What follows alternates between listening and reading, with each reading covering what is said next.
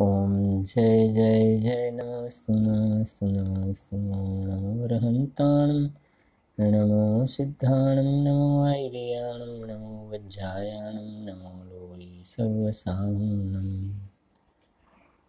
नमः समयसाराय स्वानुभूत्या चकासते चित्स्वभावाय भावाय सर्वभावान्तरच्छिदें वन्दे तु सर्वसिद्धे ध्रुवमचलमनोवमं गतिं पत्ते वोच्छामि समयपाहुरे नमो केवलीमयम् निज स्वरूप को परम रस जामे भरो अपार वंदो परमानंदमय समय सारे विकार।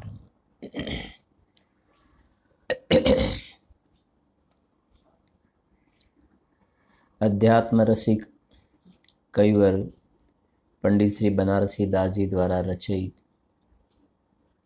समयसार नाटक ग्रंथ में उत्थानी का भूमिका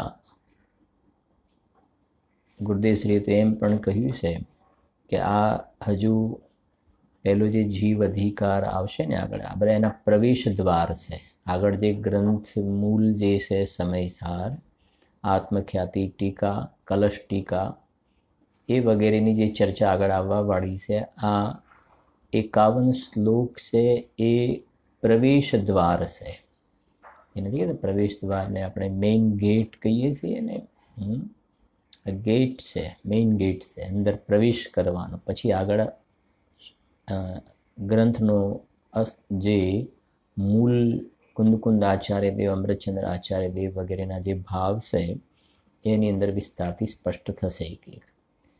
एमां आपणे 36 नंबरना काव्यनी चर्चा करी हती। पेज नंबर 19 नंबरनुं पेज छे। 36 नंबरनुं काव्य छे शुद्ध जीव द्रव्यना नाम। शुद्ध जीव द्रव्यना नाम शुं कहे छे जो अहींया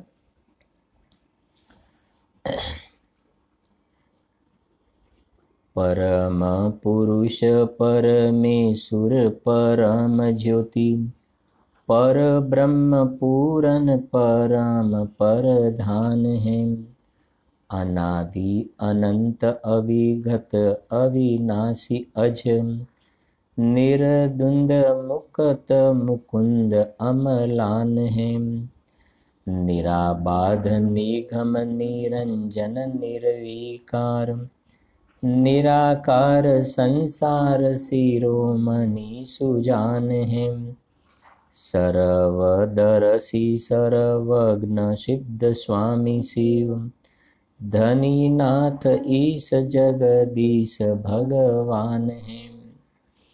छेल्ले आपणे निराकार संबंधनी वात करी हती। हवे से संसार शिरोमणि। संसार शिरोमणि आ शुद्ध आत्मानुं नाम छे संसार शिरोमणि। संसार शिरोमणि एटले कोई संसारनो नायक एवो अर्थ नथी अहींया। संसारमां मुख्यो एवो संसार शिरोमणिनो अर्थ नथी, पण जे संसारथी पार छे संसार कहेता पर्यायमां थवावाळा मोह राग द्वेषनो जेने स्पर्श नथी एનું નામ છે સંસાર શિરોમણી। એ અર્થ છે અહીંયા આગળ સંસાર શિરોમણીનો અર્થ। અને બીજી રીતે આવા શુદ્ધાત્મામાં એકાગ્ર થવાના ફલમાં જીવ લોકના અગ્રભાગમાં બિરાજમાન થઈ જાય છે માટે કહે છે કે આ ભગવાન આત્મા સંસાર શિરોમણી છે। એક આવે છે ને સમયસારમાં શૈલી વિશ્વ ઉપર તરતો वारंवार समयसार में शैली है।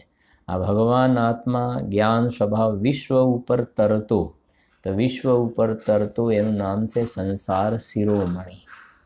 पछी शू कहे छे सुजान। सुजान माने सुज्ञान। जान माने ज्ञान सुज्ञान। आ आत्मा सुज्ञान थी भरपूर भरेलो है। विज्ञान घन स्वभाव से एनो।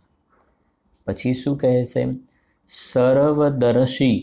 सर्वदर्शी ये शक्तिओं में पण कही ने सर्वदर्शित्व शक्ति बधाने લોક અલોક બધાને એક સમયમાં દેખે એવી આત્મામાં, આ ભગવાન આત્મામાં એક શક્તિ છે. તો એ શક્તિની મુખ્યતાથી આત્માને સર્વદર્શી પણ કહેવાય. જેમ આત્માને જ્ઞાતા દ્રષ્ટા કહ્યું ને, તો જ્ઞાન ગુણની મુખ્યતાથી જ્ઞાતા કહ્યું, દર્શન ગુણની મુખ્યતાથી દ્રષ્ટા કહ્યું, અને ક્યાંક આત્માને જ્ઞાનાનંદ સ્વભાવી કહ્યું, તો ત્યાં આનંદ સ્વભાવની મુખ્યતાથી, આનંદ ગુણની મુખ્યતાથી આનંદ સ્વભાવી કહ્યું. એવી રીતે સર્વદર્શિત્વ એનો સ્વભાવ છે. તો એની મુખ્યતાથી આત્માને અહીંયા સર્વદર્શી એવો પણ પ્રયોગ જીનવાણીમાં જોવામાં આવે છે. આત્મા સર્વદર્શી છે. અને તરત જ પછી છે સર્વજ્ઞ.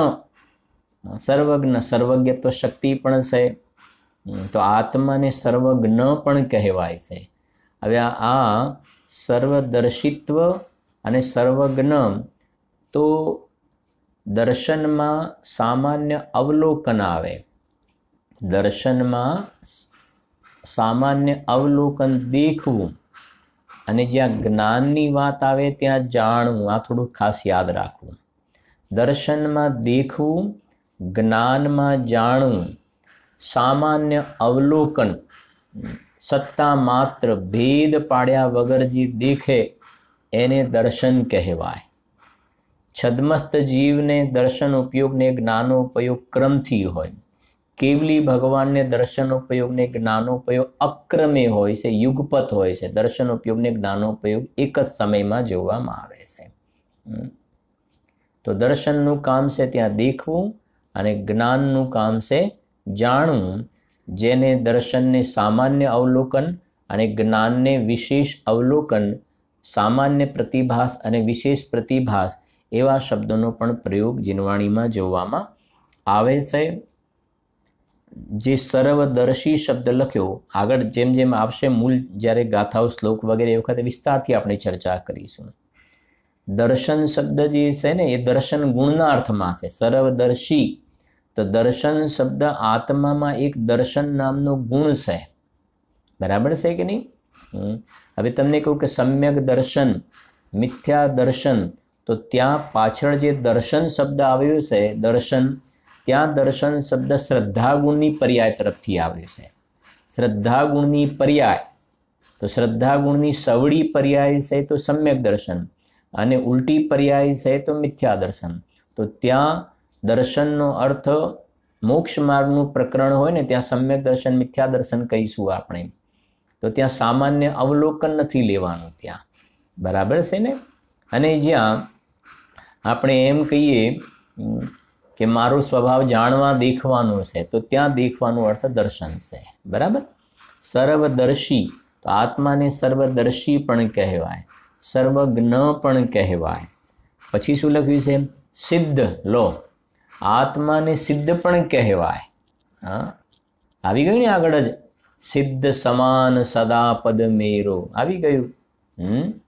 ચેતન રૂપય અનુપય મૂરત, સિદ્ધ સમાન સદા પદ મેરો, મોહ મહાત્મયાતમ અંગ, કિયો પર સંગ મહાતમ ઘેરો, જ્ઞાન કલા ઉપજી અબ મોહિમ, કહો ગુણ નાટક આગમ કેરો, જાસુ પ્રસાદ સધે શિવ માર્ગ. એ પ્રમાણે છે ત્યાં પંક્તિ લખીને. હા, તો ત્યાં લખ્યું કે છે આત્માની વાત છે ને. ચેતન રૂપ અનુપ અમૂરત, પછી સિદ્ધ સમાન સદા પદ મેરો. તો આ આત્માને સિદ્ધ પણ કહેવાય છે. બરાબર છે કે નહીં? તો સિદ્ધ શબ્દ આવ્યો. પછી સ્વામી, આ આત્માને સ્વામી પણ કહેવાય. સ્વામી, આ બહારમાં પણ ધનના સ્વામી, મકાનના સ્વામી, પત્નીનો સ્વામી, એ બધા સ્વામી નહીં, એ તો બધી ખોટી વાતો છે. એ બધી ખોટી વાતો છે. અહીંયા તો સ્વામી એટલે આ આત્મા સ્વામી છે. સ્વસ્વામિત્વ સંબંધમય શક્તિ છે ને, 47 નંબરની શક્તિ, સ્વસ્વામિત્વ સંબંધમય શક્તિ. તો આ આત્મા એનું નામ સ્વામી પણ છે. પછી શું કહે છે? શિવ લો, શિવ પણ નામ છે આત્માનું. આત્માને શિવ પણ કહેવાય છે. આપણે બોલીએ ને, બુદ્ધ વીર જીન હરિહર બ્રહ્મા યા ઉસકો સ્વાધીન કહો, આવે છે ને મેરી ભાવનામાં. તો શિવ પણ કહેવાય છે આત્માને. શિવનો અર્થ શું થાય? કલ્યાણ સ્વરૂપ. શિવનો અર્થ શું થાય? કલ્યાણ સ્વરૂપ. આતમકો હિત હૈ સુખ સો સુખ આકુલતા બિન કહીએ આકુલતા શિવ માહિનતા. એટલે શિવજી છે ને એનું નામ છે કલ્યાણ સ્વરૂપ. તો આત્મા કલ્યાણ સ્વરૂપ છે, એનું નામ છે આત્મા શિવ સ્વરૂપ છે. શિવ સ્વરૂપ શિવકાર આવે છે કે નહીં? શિવ સ્વરૂપ શિવકાર, તો શિવ સ્વરૂપ છે આત્મા. અને શિવકાર એટલે કલ્યાણ સ્વરૂપ છે અને કલ્યાણનો દાતાર છે. બહારમાં તો કંઈક લોકમાં કહેવાય તમારું કલ્યાણ થાવ, તમારું કલ્યાણ થાવ, તો એ થોડા કલ્યાણના દાતાર છે. અંદરમાં પોતાનું કલ્યાણ સ્વરૂપ આત્મા છે, એ કલ્યાણનો દાતાર છે. પંચ કલ્યાણક પ્રતિષ્ઠા મહોત્સવ કહીએ છીએ ને, પંચ કલ્યાણક. હા, તો કલ્યાણકનો અર્થ શું થાય?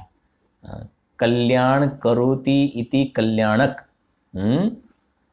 તો આ ભગવાન આત્માજી છે એ કલ્યાણ સ્વરૂપ છે ને, એના શરણમાં જવાથી પોતાની પર્યાયમાં કલ્યાણ થાય છે.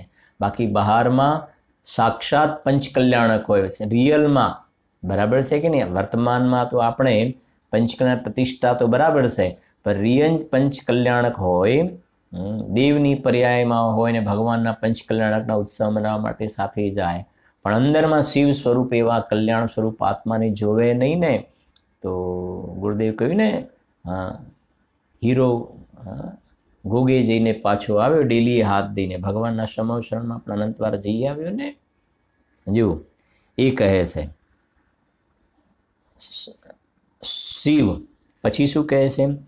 ધની. ધની. આ આત્મા જે છે એ ધની છે, ધનવાન છે, અનંત ગુણોનો ધણી છે, ધનાઢ્ય તત્વ છે. ગુરુદેવ કહ્યું ને, જગતમાં સૌથી મોટું ધનાઢ્ય તત્વ હું છું. મારા માટે હું ધનાઢ્ય તત્વ છું. તું સબ બાતે પૂરા, એનું નામ છે ધની. એટલે તો કહ્યું ને, આગળ આવી ગયું. સમ્યક દ્રષ્ટિ જીવ છે ને, સિદ્ધિ તૈયાર કર્યો કે ના કર્યો શ્લોક? સિદ્ધિ રિદ્ધિ વૃદ્ધિ દિશે અંતર પ્રગટ સદા, અંતર કી લચ્છી સોય જાછી લચ્છપતિ હે. ગઈકાલના સ્વાધ્યાયમાં છેલ્લે કયું પણ હતું ને, આ તૈયાર કરવું ભાઈ અત્યારે. ખાલી અત્યારે જે ચાલી રહ્યો છે ને રોગ મહામારીનો, કોવિડનો, એમાં તમે હોસ્પિટલાઇઝ થઈ ગયા તો કુટુંબ પરિવારવાળા આવશે કે નહીં સંભળાવવા માટે? આ તો હાલ અત્યારે ખ્યાલ આવે છે. આમ તો એવું જોવામાં આવે ને કે ભાઈ કાને સંભળાય નહીં, મોઢાથી બોલાય નહીં, આંખે દેખાય નહીં, ગળપણ અવસ્થામાં એવી અવસ્થા થઈ જાય, એ વખતે તો આ બધું તૈયાર કરેલું અંદર મમરાવવામાં કામમાં લાગે, યાદ કરવા માટે, ચિંતન મનન કરવા માટે, એ વખતે કામમાં. પણ અત્યારે હાલના પ્રસંગોમાં જે રોગ ચાલી રહ્યો છે ને, ક્વોરન્ટાઇન થઈ જાઓ, સમજાય છે ને? હોસ્પિટલમાં 10-10, 15-15 દિવસ રહો તમે, સમજાય છે? તો એ વખતે શું બોલો, સંભળાવવાવાળા છે કે નહીં? પણ એ સંભળાવવાવાળા તમને નથી મળી શકતા, નથી મળી શકતા. કેવા જો ઉદય તો જુઓ, ઉદયની વિચિત્રતા કેવી છે, નથી મળી શકતા. તો એ વખતે આ બધું અંદરમાં સ્ટોર કરેલું હશે ને, અંદરમાં ધારણામાં આ બધું નાખેલું હશે, આ બધા શ્લોક તૈયાર કર્યા હશે, તો વાગોળી શકાશે અને પોતાના પરિણામ વિશુદ્ધ બનશે. જો હમણાં જ એક ઘટના સાંભળવામાં પણ આવી, મુંબઈની ઘટના. કોઈ ભાઈ હતા ને, તો એમને એમ કહ્યું કે આ મને ભોજનની કોઈ સ્મેલ નથી આવતી, સુગંધ નથી આવતી, ટેસ્ટ પણ નથી આવતો, સુગંધ પણ નથી આવતી. ડૉક્ટરને ચેકઅપ કરાવ્યું હતી, તો અત્યારે બધા કહે છે ને કે એના સિમ્ટમ્સ કોરોનાના કે આવું હોય. મોટી હોસ્પિટલમાં એડમિટ પણ થઈ ગયા. તાવ બિલકુલ નહીં, શ્વાસની તકલીફ નહીં, તાવની તકલીફ નહીં, 18 દિવસ હોસ્પિટલમાં રહ્યા ભાઈ, દેહ છૂટી ગયો, 15 લાખ રૂપિયા ખર્ચ થઈ ગયો, 15 લાખ ખર્ચ થઈ ગયો, દેહ છૂટી ગયો, આ સ્મેલ નહોતી આવતી, ડાયાબિટીસ બીપી હતું એવું કહ્યું કોઈએ, દેહ છૂટવાનો કાળ હતો ને તો છૂટી ગયો, આટલા રૂપિયા ખર્ચ થઈ ગયો. હવે સાથે સિદ્ધાંત મને એ પણ આજો સંસારમાં કેવી કેવી આવી વિચિત્ર ઘટનાઓ બને છે. હવે સાથે બીજી વાત પણ આમાં સિદ્ધાંત આપણા ખ્યાલ આવે છે કે જીવ ઉપર પદાર્થ મૂક્યો ને, ગુલાબ જાંબુ હોય તો એ ગળ્યું છે ખબર નથી પડતી, ગોળનો ટુકડો મોઢામાં મૂક્યો ગળ પણ ખબર નથી પડતી, લીંબુ છે ખાટું ખબર નથી પડતી. પહેલાં તો એવું હતું ને, આમ ઘરમાં પ્રવેશ કરીને શું બનાવ્યું છે, આજે ખમણ બનાવ્યા લાગે છે, સ્મેલ આવે છે, ફાફડા બનાવ્યા લાગે, જલેબીની સ્મેલ આવે છે. સમજાય છે કે નહીં? પણ કે હવે સામે જલેબી હોય, જીભ ઉપર મૂક્યો તો એ ટેસ્ટ ના આવે, એનો મતલબ એ નક્કી થયું ને જ્ઞેયથી જ્ઞાન નથી થતું. નક્કી થયું ને જ્ઞેયથી જ્ઞાન નથી થતું. જીભ ઉપર પદાર્થ મૂકવાથી આ પદાર્થ ગળ્યો છે એવું જ્ઞાન ક્યાં થયું બોલો? તો શું સિદ્ધાંત છે આપણા કે એ વખતે આત્મામાં એ સંબંધીની જાણવાની પર્યાયની લાયકાત નથી, એ ઉપાદાન છે, એ ઉપાદાન છે. અને નિમિત્ત રૂપમાં આવા પ્રકારનો રોગ થવો, રોગના પરમાણુ એ નિમિત્ત રૂપે છે, તો બાહ્ય નિમિત્ત છે, ઉપાદાનમાં જીવની યોગ્યતા નથી. આ બધા સિદ્ધાંતો એ ટોનિક છે, સંજીવની છે સમાધાન માટેના. એટલે કહે છે જુઓ, ધની પછી નાથ, આત્માને જ નાથ. નાથ કહેતા તમને નિયમ સાર ખ્યાલ આવવો જોઈએ, જેને ટચમાં છે એને તો ઘણાને ખ્યાલ હશે. આપણે એક શ્લોક યાદ કરીએ છીએ નિયમ સારમાં, શરૂઆતમાં છે, લગભગ 12મી ગાથા પીઠિકાની આસપાસ છે. ત્યાં લખ્યું છે અનાથ મુક્તિ સુંદરીનો નાથ આ, સ્વભાવ અનંત ચતુષ્ટયથી સનાથ. શું કહ્યું મેં? સ્વભાવ અનંત ચતુષ્ટય. પેલા અનંત ચતુષ્ટય 13મા ગુણસ્થાનમાં પ્રગટ થાય ને, એ સ્વભાવ નહીં, એ ફળરૂપ અનંત ચતુષ્ટય. ફળ આવ્યું તો રિઝલ્ટ આવ્યું, અંદરમાં લીનતાનું ફળ આવ્યું, એ ફળરૂપ અનંત ચતુષ્ટય. આ જે નાથની વાત છે ને, એ સ્વભાવ, સાંભળજો, સ્વભાવ અનંત ચતુષ્ટયથી સનાથ, સનાથ આ, અને એવો મુક્તિ સુંદરીનો નાથ. આ ભગવાન આત્માને નાથ કહ્યું છે ત્યાં. આ બનારસી દાસજીની કૃપા છે ને, ક્યાંક જીનવાણીમાં આવા શબ્દનો પ્રયોગ હોય તો તરત જ ખ્યાલ આવવો જોઈએ. આ શુદ્ધાત્માના નામ છે. અનાથ એવી મુક્તિ સુંદરી, શુદ્ધ પર્યાયનો નાથ, માને એ શુદ્ધ પર્યાય, મુક્તિ રૂપી જે પર્યાય છે એને આ શુદ્ધ દ્રવ્યના ગળામાં વરમાળા પહેરાવી છે કે હું પરમાત્મા છું, એવું પર્યાય અવાજ કરે છે. આ પર્યાયનો સ્વર છે કે હું પરમાત્મા છું. એનું નામ છે પર્યાય દ્રવ્યના ગળામાં વરમાળા પહેરાવી છે. એનું નામ છે કે આ ભગવાન આત્મા અનાથ એવી મુક્તિ સુંદરીનો શું છે? નાથ છે. જો એટલે નાથ શબ્દ આવ્યો, પછી આવ્યો ઈશ, ઈશ્વર. આત્મા જ ઈશ્વર છે. બહારમાં ક્યાંય બીજે ઈશ્વરની શોધવાની જરૂર નથી. ઈશ કહેતા ઈશ્વર. એટલે આવશે આપણે આની અંદર આગળ બંધ અધિકારમાં છે મોટે ભાગે. કોઈ તો ભગવાનને આકાશમાં શોધે છે, કોઈ પાતાળમાં શોધે છે, ક્યાંક અલગ અલગ બધી શોધી રહ્યા છે. પણ મેરો ધની, મેરો પછી ધની શબ્દ આવ્યો ત્યાં પણ. મેરો ધની એટલે આ ધની શબ્દ આગળ આવી ગયો ને, મેરો ધની આગળ આવશે બંધ અધિકારમાં શબ્દ. મેરો ધની એટલે મારો ભગવાન આત્મા. મેરો ધની નહીં દૂર દિશંતર, મોહી મેં હે મોહી સૂજત ની કે. એ કહેજો ઈશ. પછી જગદીશ, આખા જગતનો તાત પણ કહેવાય ને, ત્રિલોક પૂજ્ય જગદીશ. ભગવાનને, આ શુદ્ધાત્માને જગદીશ પણ કહેવામાં આવે છે કે એના શરણમાં જવાથી પર્યાયમાં એવી દશા પ્રગટ થાય છે કે ત્રિલોક પૂજ્ય પોતે થઈ જાય છે. જગદીશ, જગત ઈશ. અને બીજા શબ્દોમાં કહીએ તો આખા જગતને એક સમયમાં જાણવાની તાકાતવાળો આ અંદરમાં ચૈતન્ય દેવ બિરાજમાન છે, એને જગદીશ પણ કહેવાય છે. પછી ભગવાન, લો ભગવાન શબ્દ આવ્યો. આ મારું નામ ભગવાન છે. અહીંયા એ કહે છે ભગવાન. ગુરુદેવ અર્થ કરતા ભગ કહેતા જ્ઞાન અને આનંદ, વાન એટલે રૂપ. નથી કહેતા કે ભાઈ એમનો વાન કેવો છે, ગોરો વાન છે, ધોળો વાન છે, એવું કહે છે ને. શરીરનો રંગને વાન પણ કહેવાય. એમાં આત્માનો વાન કેવો છે? ભગ. ભગ કહેતા જ્ઞાન અને આનંદ એ આત્માનું સ્વરૂપ છે. તો આ પ્રકારે અહીંયા શુદ્ધ જીવ દ્રવ્યના નામ કેટલા કહ્યા હતા? કાલે કહ્યું હતું, યાદ છે ને? 33 કહ્યા હતા. હા, અને જો તમને હજુ આપણે આ તો કહ્યું ને પ્રવેશ દ્વાર છે. અત્યારથી તમે મારો એક ભાવ છે કે તમે નોટ બનાવજો ચોક્કસથી. કેટલી વસ્તુ હું લખાવીશ, બધું નહીં લખાવીશ, પણ તમને કહેતો જઈશ કે તમારે લખતા જવાનું. એટલે તમારે બુદ્ધિથી વ્યાયામ કરવાનો. બધું પ્રવચનમાં લખાવીશ નહીં હું. કેટલી સારી વાતો આગળ આવવાવાળી છે. અત્યારે ચાલી પણ ખરી ઘણી વસ્તુ, પણ તમને અંદરમાં એવા ભાવ થવા જોઈએ કે હું બધી વસ્તુ લખતો જાઉં છું. અને તરત જ તમારે લખી દેવાનું સેમ ડે, નહીં તો બીજા દિવસે ઘણી વસ્તુ છૂટી જશે તમારે. એટલે બધું લખાવીશ નહીં, પણ તમારે અંદરમાં એ ભાવ એ રીતે ક્રિએટ કરવાનો તમારે. બરાબર? અને આ નોટ કામમાં આવશે. જાતે લખેલું ને બનાવેલું હશે તો કેટલી વખત કે આ બહારની પેલી નોટોના બંડલવાળી નોટો કામ નહીં આવે. આ નોટ કામમાં આવશે. લખેલું કંઈક હશે અંદરમાં લખાય છે. સાંભળો, અત્યારે સાંભળતી વખતે બધા આમાં કરતા હશે. બરાબર છે, બરાબર બરાબર છે, બરાબર છે. હું ના નથી પાડતો, પણ જ્યારે તમારે લખવાનું હશે ને તેમને એમ લખાશે નહીં. લખવું હશે તો 10 વખત વિચાર કરવો પડશે, પછી લખાશે. પછી લખાશે ને એનો મતલબ તમારા જ્ઞાનમાં એક્સરસાઇઝ થાય છે. ને જ્ઞાનમાં એક્સરસાઇઝ ઇટ મીન્સ સંસ્કાર પડે છે આ બધા અંદરમાં. બરાબર? એટલે ખાસ અંદર બનાવજો આ પ્રમાણે. અને પછી હું એકાદ દિવસ તમને કહીશ પણ ખરો કે જે વ્યક્તિએ નોટ બનાવી હોય ને, હું કહીશ અમુક દિવસે તમે તમારું શું કે પેલું ચેટ બોક્સ કે એની અંદર હોય છે ને, અંદર તમારે યસ કે અથવા હા એવું લખવાનું છે તમારે. એટલે મને ખ્યાલ પણ આવે કે કેટલા વ્યક્તિઓ નોટ બનાવી છે. બરાબર? જો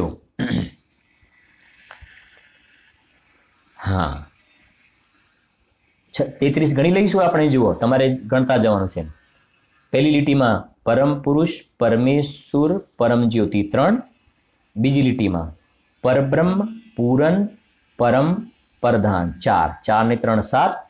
પછી અનાદિ 8, અનંત 9, અવિગત 10, અવિનાશી 11, અજ 12, નિર્દુન 13, મુક્ત 14, મુકુંદ 15, અમલાન 16. બરાબર? હવે નિરાબાદ 17, નિગમ 18, નિરંજન 19, નિર્વિકાર 20, નિરાકાર 21, સંસાર શિરોમણી 22, સુજાન 23, સર્વદર્શી 24, સર્વજ્ઞ 25, સિદ્ધ 26, સ્વામી 27, શિવ 28, ધની 29, નાથ 30, ઈશ, જગદીશ ને ભગવાન 3 થઈ ગયા. 30 ને 3 33 થઈ ગયા. એ પ્રમાણે છે. બરાબર?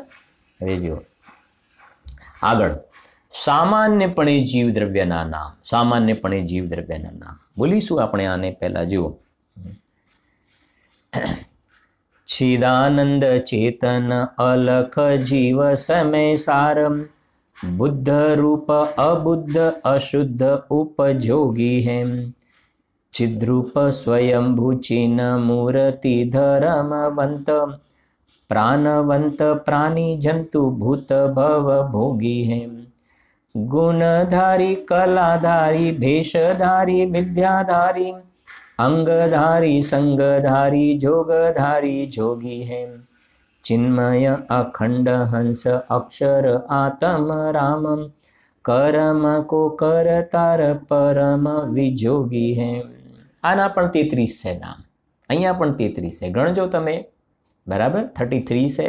સામાન્યપણે જીવ દ્રવ્ય, પેલા શુદ્ધ જીવ દ્રવ્યના નામ હતા. સમ્યક દર્શનના વિષયની વાત હતી આ, અને આ સામાન્યપણે જીવ દ્રવ્યની વાત છે. બરાબર? જેવું પહેલું નામ શું છે? જો પહેલું જ નામ શું છે? ચિદાનંદ.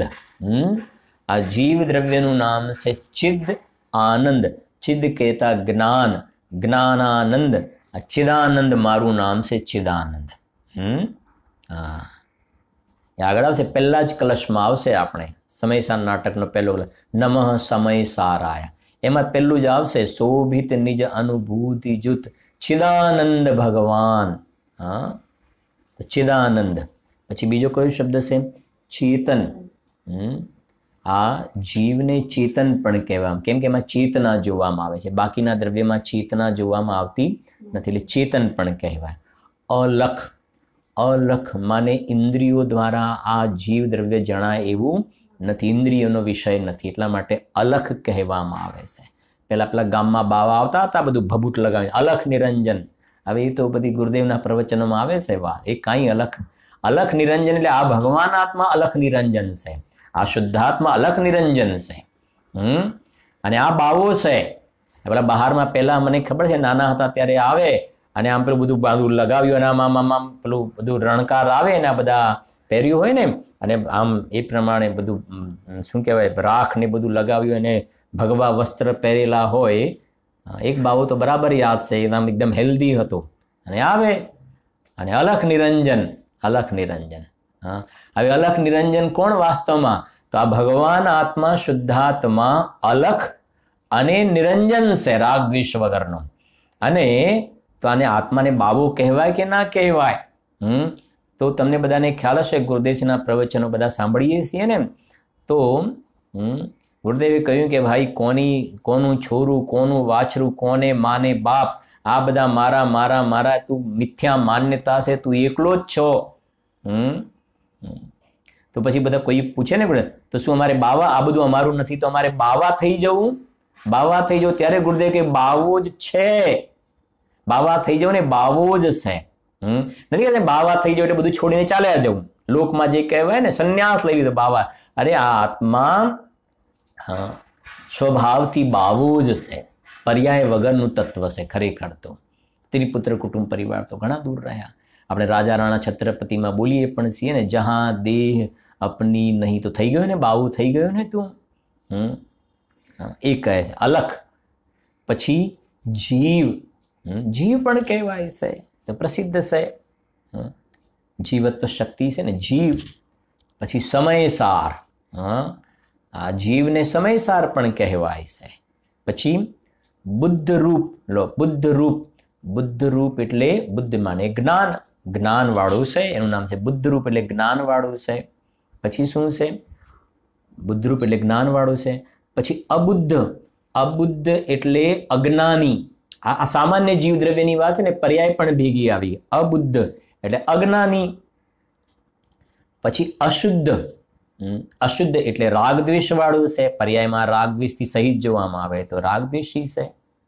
પછી ઉપયોગી એટલે ઉપયોગ સ્વરૂપ છે આત્મા. કેવો છે? ઉપયોગ સ્વરૂપ છે, જાણવા દેખવાનો ઉપયોગ એમાં જોવામાં આવે છે, એટલે ઉપયોગી. ઉપયોગી આવા શબ્દો જો, ઉપયોગી એટલે આપણે સમજવાનું ઉપયોગી, બરાબર. પછી ચિદ્રૂપ. ચૈતન્ય જેનું રૂપ છે, ચિદ્રૂપ પણ કહેવામાં આવે, ચેતન પણ કહેવાય, ચિદાનંદ પણ કહેવાય, ચિદ્રૂપ પણ કહેવાય. હા, પછી શું કહે છે? આવે છે ને એની અંદર છડાળામાં, ચેતન કો હે ઉપયોગ રૂપ બિન મૂરત ચિન્ન મૂરત અનુપ, એવા શબ્દ આવે છે ઘણી જગ્યા પર. ચિદ્રૂપ. પછી સ્વયંભૂ. આત્મા સ્વયંભૂ છે, કોઈએ જીવ દ્રવ્યને ઉત્પન્ન કર્યો છે એવું નથી, હું સ્વયંભૂ, મારાથી સ્વયંથી હું છું, એનું નામ છે સ્વયંભૂ. પછી લો આવી ચિન્મૂર્તિ. ચિન્મૂર્તિ શબ્દ આવ્યું ને, ક્યાં આવે છે? આપણે છે ને છડાળામાં. બિન મૂરત ચિન્ન મૂરત અનુપ. ચિન્મૂર્તિ, મૂર્તિ કહેતા સ્વરૂપ, ચૈતન્ય મારું શું છે? સ્વરૂપ છે. અહીંયા મૂર્તિ કહેતા પેલો મૂર્તિ કેવું નહીં, ચિન્મૂર્તિ કહેતા ચૈતન્યપણું એ મારું સ્વરૂપ છે. આગળ બીજો નંબરનો કલશ આવશે, અનેકાંતમયી મૂર્તિ. જીનવાણીને અનેકાંતમયી મૂર્તિ. મૂર્તિ કહેતા અનેકાંત એનું સ્વરૂપ છે, સ્વરૂપ છે. ચિન્મૂર્તિ ચૈતન્ય સ્વરૂપ છે એનું. પછી ધર્મવંત. ધર્મવંત તો એ બધા કેટલાય ધર્મોને ધારીને રહેલો છે ને, એટલા માટે એને ધર્મવંત કહેવામાં આવે છે. એ ખાલી નથી, કેટલાય ધર્મોને ધારીને રહેલો છે, એનું નામ છે ધર્મવંત. પછી શું કહે છે? જુઓ, પ્રાણવંત. પ્રાણવાળો છે, ચૈતન્ય પ્રાણ છે, અશુદ્ધ ભાવ પ્રાણ છે, અને શરીરના સંયોગની અપેક્ષા એ કહેવામાં તો જડ પ્રાણવાળો પણ છે ને. 10 પ્રાણ જે કયા ને, તો અહીંયા એ અપેક્ષિત વાત છે. અંદરમાં જો અમે તો અશુદ્ધ પ્રાણવાળો છે, બરાબર. જો પ્રાણવંત, પછી પ્રાણી, પ્રાણી પણ કહેવાય, જીવને પ્રાણી નથી કહેતા ભાઈ. આવે છે ને સંયમમાં આવે છે ને, ઇન્દ્રિય સંયમ અને પ્રાણી સંયમ આવે છે કે નહીં? 12 પ્રકારના સંયમ કયા? અવિરતિ કહી, આમ તો 2 કહ્યા, પ્રાણી સંયમ અને ઇન્દ્રિય સંયમ. તો ઇન્દ્રિય સંયમ તો આ 5 ઇન્દ્રિયને મન સંબંધનો એમાં સંયમિત ભાવ, અને પ્રાણી સંયમમાં શું આવે? 6 કાયના જે જીવો છે ને, તો જીવ આવ્યું ત્યાં. જીવ 6 કાયના જીવો પ્રત્યે રક્ષાના અંદરમાં સહેજ દયાના પરિણામ જોવામાં આવે છે. એ પ્રાણી સંયમ એટલે પ્રાણી એટલે જીવ, બરાબર. તો જીવને પ્રાણી પણ કહેવાય. પછી જો જંતુ લો, જીવને શું કહેવાય? જંતુ પણ કહેવાય. આવે છે છઠ્ઠાડામાં ક્યાંય જંતુ શબ્દ આવે છે? છઠ્ઠાડામાં, છઠ્ઠી ઢાળમાં, સમયસારમાં પણ, બીજે શાસ્ત્રોમાં પણ ઘણી જગ્યા પર આવે છે. છઠ્ઠી ઢાળમાં કયું? ત્યાં ગાડી શુચિ જ્ઞાન સંયમ ઉપકરણ લખી કે ગહે લખી કે ધરે નિર્જંતુ થાન વિલોકી મલમૂત્ર શ્લેષમ પરિહરે. 28 મૂળગુણમાં કહ્યું ને ત્યાં આગાડી. પેલું શું કહ્યું? શુચિ જ્ઞાન સંયમ ઉપકરણ લખી કે ગહે લખી કે ધરે, પીછી કમંડલ વગેરે. એ કહ્યું ત્યાં આગાડી. પછી નિર્જંતુ થાન વિલોકી, શું લખ્યું? નિર્જંતુ થાન વિલોકી મલમૂત્ર શ્લેષમ પરિહરે. મલમૂત્ર વગેરે જે છે ને, એ મલમૂત્રનો ત્યાગ કરે છે, પણ સ્થાન જોવે છે. કેવું? નિર્જંતુ થાન, સ્થાન એટલે સ્થાન, વિલોકી એટલે જોઈને. મુનિરાજ મલમૂત્રનો જ્યારે ઉત્સર્ગ ત્યાગ કરે છે ને, તો એ સ્થાન જોવે છે. શુદ્ધ છે કે નહીં? નિર્જંતુ શબ્દ પડ્યો છે. નિર્જંતુ એટલે જંતુ એટલે જીવ. અહીં આવ્યું ને, જંતુ એટલે જીવ, નિર્જંતુ એટલે કોઈ જીવ ન હોય ત્યાં. સમજાય છે ને વાત? હવે જંતુમાં બધું કોઈ ઈયળ પણ ન હોય, ખાલી કીડી લખ્યું હોય તો નહીં ચાલે ને. જંતુમાં બધું આવી ગયું, કોઈ પણ જીવ ન હોય એવા સ્થાન પર એ પ્રમાણે જોવામાં આવે છે. હવે એમાં તો બધું લાંબુ ઘણું કહેવાય એવું છે, અત્યારના કલ્ચરમાં જોવામાં આવે ને. મુનિરાજ તો બસ એ કોઈ જીવની એ ન થાય એના માટે. ત્યારે અત્યારે તો હવે કેવા ઉદયો કેવા ચાલે છે ને. ખાલી એક વખત વોશરૂમ જઈને આવે ને ફ્લશ કરે ને, એમાં તો કેટલું પાણી જાય ને, એસિડ ને બીજું ને ત્રીજું ને ફિનાઇલ કે જે કાંઈ હોય ને, કેટલાય જીવો કોશન કે જીવ મરાય, જે નથી બોલતા પેલામાં આલોચના પાઠમાં, એમ કેટલાય હવે ક્યાં બહારમાં જોવામાં આવે ને. તો આપણે એટલા માટે ક્યારેક કહીએ પણ છીએ કે આપણે એક બાજુ બોલીએ છીએ ને, ઉનકી જૈસી ચર્યા મેં યહ ચિત્ત સદા અનુરક્ત રહે, ઉનકી જૈસી ચર્યા મેં ચિત્ત સદા અનુરક્ત રહે. તો એ બાજુ આપણું સાથે. અને આ બધું શું છે કે તમારે એ કહેવાય ને, એવા પ્રકારના પાપ કર્મ લઈને આવ્યો છે ને, કર્મ કરાવતા નથી, પણ આ જીવને એવા સંયોગોની મધ્યમાં જ રહેવાના પ્રસંગો પણ બનતા જોવામાં આવે છે.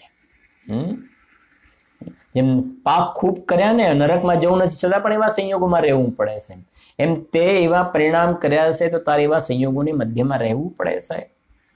તો ઈચ્છાએ કે અનુચ્છાએ જીવને એવા પરિણામ થતા જોવામાં આવે છે, અને પાપનો બંધ પણ થતો જોવામાં આવે છે.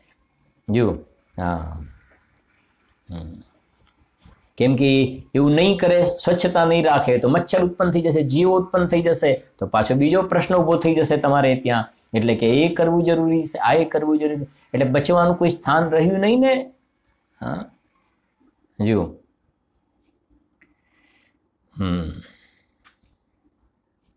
જંતુ, પછી ભૂત. ભૂત તો જીવને ભૂત પણ કહેવામાં. અહીંયા ભૂત એટલે પેલા વ્યંતર દેવમાં ભૂત એવો અર્થ નથી. અહીંયા ભૂત કહેતા જીવને ભૂત પણ કહેવામાં આવે છે. એવા પણ જીનવાણીમાં ઘણા સ્થાન પર પ્રયોગ પણ કરેલા છે. બરાબર, આ બધું આપણે થોડું અંદરમાં યાદ રાખીશું. બરાબર, યાદ રાખવાનું, એટલે આગળ જ્યાં જ્યાં આ બધા શબ્દનો પ્રયોગ આવશે ને આપણને ખ્યાલ પણ આવશે. ભવભોગી. ભવભોગી, ભવભોગી એટલે હા, અત્યારે આ પર્યાયની અંદર મનુષ્યનો ભવ, તિર્યંચનો ભવ, દેવનો ભવ, નરકના જે બધા ભવ હોય છે ને, હા, એ બધા ભવને ભોગવવા વાળો આ જીવ છે, કોઈ પૂદગલ નથી ભોગવતું. એનું નામ છે ભવભોગી. જીવને ભવભોગી પણ કહેવાય. ક્યાં આવે છે? આ પણ છરડામાં આવે છે. મુનિ સકલ વ્રતી બળભાગી. પછી શું છે? ભવ ભોગન તે વૈરાગી. છે કે નહીં એ શબ્દો? ભવભોગી. પછી ગુણધારી. આ આત્મા જે છે જીવ દ્રવ્ય અનંત ગુણોને ધારીને રહેલો છે, એનું નામ છે ગુણધારી. પછી શું છે? કલાધારી. બધી કલાઓનો પણ ધારણ કરવા વાળો જીવ દ્રવ્ય છે. જળમાં થોડી કલાઓનું ધારણ કરવું જોવામાં આવે છે. એ બધી કલાઓનું ધારણ કરવા વાળો. ભેષધારી. આ આશ્રવનો સંવર, નિર્જરા બધા સ્વાંગ આવશે ને, એ બધા સ્વાંગનું ધારણ કરવા વાળો પણ જીવ દ્રવ્ય છે. પછી વિદ્યાધારી. હા, વિદ્યાધારી એટલે વિદ્યાધર દેવની વાત નથી.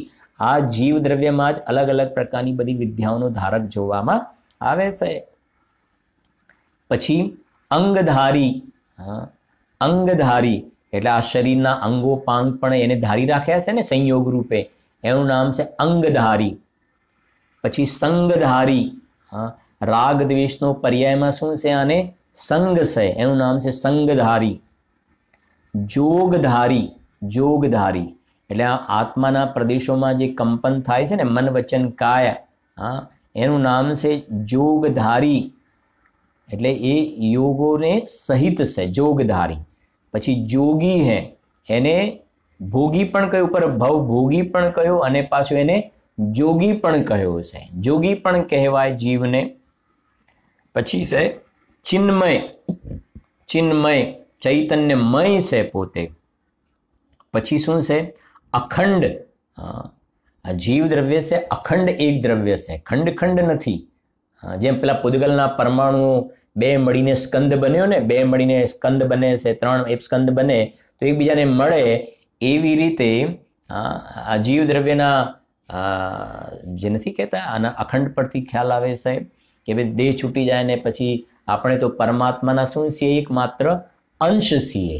આવું કહે છે ને, પરમાત્માના આપણે અંશ છીએ અને પછી છેલ્લે પરમાત્મામાં આપણે મળી જાય. એટલે જ્યોતમાં જ્યોત બળી જાય એમ પરમાત્મામાં આપણે મળી જઈએ તો એ તો ખંડ થયો. એમાં મળી જવું એ તો ત્યાં પણ ખંડ થયો, અહીંયા પણ ખંડ થયો. પણ એ કહે છે કે દરેક જીવ દ્રવ્ય કેવા છે? અખંડ છે. દરેકની પોતાની સત્તા અલગ અલગ છે, એનું નામ છે અખંડ છે. પછી હંસ. તો જીવને હંસ પણ કહેવામાં આવે છે, એ પણ પ્રસિદ્ધ છે. આપણે હંસ લો ચાલ્યો જવાનો એકલો. હંસ માને જીવ. અક્ષર. અક્ષર ખરવાવાળું નહીં, નાશ જેનો થતો નથી. અક્ષર જેનો ક્યારેક ક્ષય થતો નથી. જીવ અનાદિથી છે, અનંત કાળ સુધી રહેવા વાળું છે, એનું નામ છે અક્ષર. પછી આત્મરામ લો. જીવ દ્રવ્યને આત્મરામ પણ કહેવામાં આવે છે. આગળ આવ્યું ને આત્મરામ જ્ઞાન ગુણ લક્ષ્મણ. હા, બધા સીધા જોયું ને, આત્મરામ જ્ઞાન ગુણ લક્ષ્મણ. સીતા સુમતિ. આત્મરામ. પછી કર્મ કો કરતાર લો. કર્મ કો કરતાર એટલે આ રાગ દ્વેષ પર્યાયમાં થાય, નિર્વિકારી પર્યાય થાય. એ કર્મ કો કરતાર એનો કરવા વાળો. અને છેલ્લું પરમ વિજોગી હે. ઉપર જોગી હતું, હવે છે પરમ વિજોગી હે. પરમ વિયોગી છે એ લખે છે, પરમ વિયોગી. તો એ પ્રમાણે આ જીવ દ્રવ્યના આ 37 નંબરના છંદમાં 33 નામ કહ્યા છે. બોલી 33 ગણી લઈશું આને પણ. જુઓ, ચિદાનંદ 1, ચેતન 2, અલખ 3, જીવ 4, સમયસાર 5, પછી બુદ્ધરૂપ 6, અબુદ્ધ 7, અશુદ્ધ 8, ઉપયોગી 9, પછી ચિદ્રૂપ 10, સ્વયંભૂ 11, ચિન્મૂર્તિ 12, ધર્મવંત 13, પ્રાણવંત 14, પ્રાણી 15, જંતુ 16, ભૂત 17, ભવભોગી 18, પછી ગુણધારી 19, કલાધારી 20, ભેષધારી 21, વિદ્યાધારી 22, પછી અંગધારી 23, સંગધારી 24, જોગધારી 25, જોગી 26, ચિન્મય 27, અખંડ 28, હંસ 29, અક્ષર 30, પછી આત્મરામ, કરમ કો કરતા ને પરમવીજ યોગી 3 થઈ ગયા એટલે 33 થઈ ગયા. બરાબર. જો તો એ પ્રમાણે આ એના નામ થયા. હવે આગળ આકાશના નામ કહે છે. આકાશના પણ અલગ અલગ નામ કહ્યા છે. શું છે જુઓ, છંદ બોલીશું આપણે. ખમ વિહાય અંબર ગગન અંતરિક્ષ જગધામ વ્યોમ વિયત નભ મેઘ પથ એ આકાશ કે નામ. શું કહે છે? તેનું નામ છે ખમ. આગળ શબ્દ આવી ગયો આપણે, આગળ આ ખમ શબ્દ આવી ગયો હતો આપણે. ખમ, આકાશને ખમ પણ કહેવામાં આવે. ગુરુદેવે આના પ્રવચનમાં એક થોડી વાત લીધી છે. હા હા, ગુરુદેવ કહે છે ખગ. હા, જેમ પક્ષી જે છે ને આકાશમાં ઉડે છે, ખગ. હા, તો ગુરુદેવ એક બીજી વાત કરી, ગુરુદેવ શ્રીએ બહુ સારી વાત કરી છે ત્યાં આગળ કે ખગના પગ કોઈ આકાશમાં શોધવા જાય અને મીનના પગ કોઈ પાણીમાં શોધવા જાય. તો જેમ ખગ એટલે પક્ષીના પગ કોઈ આકાશમાં શોધવા જાય તો કે ભાઈ આકાશમાં મેં પક્ષીના શું શોધો છે કે પક્ષીના પગલા શોધીએ છીએ. તો પક્ષીના પગલા આકાશમાં ઉડતું હોય તો ના હોય કોઈ દિવસ. અને માછલીના પગ, એનું પગેરું શોધે છે ને, તો માછલીના પગ અમે પાણીમાં શોધીએ છીએ તો કે ન દેખાય. એમ ગુરુદેવ પછી એમ કહ્યું, એમ કોઈ શરીરમાં આત્માને શોધવા જાય, રાગમાં આત્માને શોધવા જાય તો કહે છે જેમ માછલીના પગ પાણીમાં ન મળે અને પક્ષીના પગેરું આકાશમાં ન મળે, એમ રાગમાં ને શરીરમાં ને ઇન્દ્રિયોમાં ને નિમિત્તમાં આત્માના દર્શન થાય નહીં. આત્મા તો જ્યાં છે ને અંદરમાં પરિણામ માત્રથી ભિન્ન ભગવાન આત્મા, ત્યાં શોધે તો તને મળે. ખમ. પછી વિહાય, આકાશને વિહાય પણ કહે છે. ખબર વિહાયો ગતિ કર્મ આવે છે 148 પ્રકૃતિમાં. વિહાય, આકાશને વિહાય પણ કહે છે. પછી અંબર શબ્દ તો પ્રસિદ્ધ છે, અંબર. પછી ગગન પણ પ્રસિદ્ધ છે, ગગન વિહાર. હા, પછી અંતરિક્ષ, એ પણ એની સાથે મેળ ખાય છે. આકાશ, અંતરિક્ષમાં. નથી કહેતા અંતરિક્ષમાં બિરાજે છે. હા, અંતરિક્ષમાં ભગવાન બિરાજે છે. અંતરિક્ષ એટલે ક્યાં? આકાશ. હવે જો આના પરથી જે સમવસરણમાં ભગવાન અંતરિક્ષ બિરાજે છે, આપણે પેલું અંતરિક્ષ પારસનાથ પણ કહે છે ને, અંતરિક્ષમાં બિરાજે છે. તો અંતરિક્ષમાં એટલે આકાશમાં બિરાજે છે, નીચે કોઈ સપોર્ટ નથી. એમ જેમ આપણે બેઠા છીએ ને. હા, એક આવે છે ને આમની કથા, શું નામ, સિંહાસન ઉપર રહેતું હતું ને, અંતરિક્ષમાં સિંહાસન રહેતું હતું વસુ રાજા.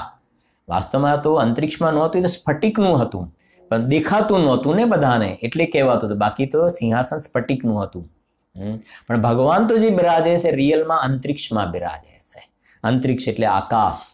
જો જગધામ, આકાશને જગધામ પણ કહેવાય છે. પછી વ્યોમ પુષ્પ આવે છે ને સમયસાર વગેરેમાં, ક્યાંક શબ્દ તમને મળશે એવા જોવા. વ્યોમ પુષ્પ. વ્યોમ પુષ્પ એટલે આકાશના પુષ્પ જેમ હોતા નથી, આકાશમાં પુષ્પ જેમ હોતા નથી, એ પ્રમાણે શાસ્ત્રની અંદર સિદ્ધાંતોને સમજાવવા માટે આનો પ્રયોગ કરેલો છે. બરાબર. વ્યોમ પુષ્પ એટલે આકાશ પુષ્પ, એટલે વ્યોમને આકાશ પણ કહેવાય. વિયત, તો વિયતને પણ આકાશ કહેવાય. પછી નભ શબ્દ પણ પ્રસિદ્ધ છે. નભચર, થલચર, જલચર. તો નભચર એટલે આકાશમાં ગમન કરવા વાળા, નભ. મેઘપથ,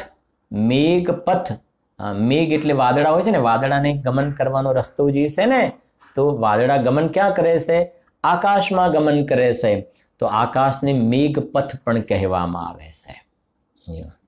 એ આકાશ કે નામ, આ બધા આકાશના શું છે?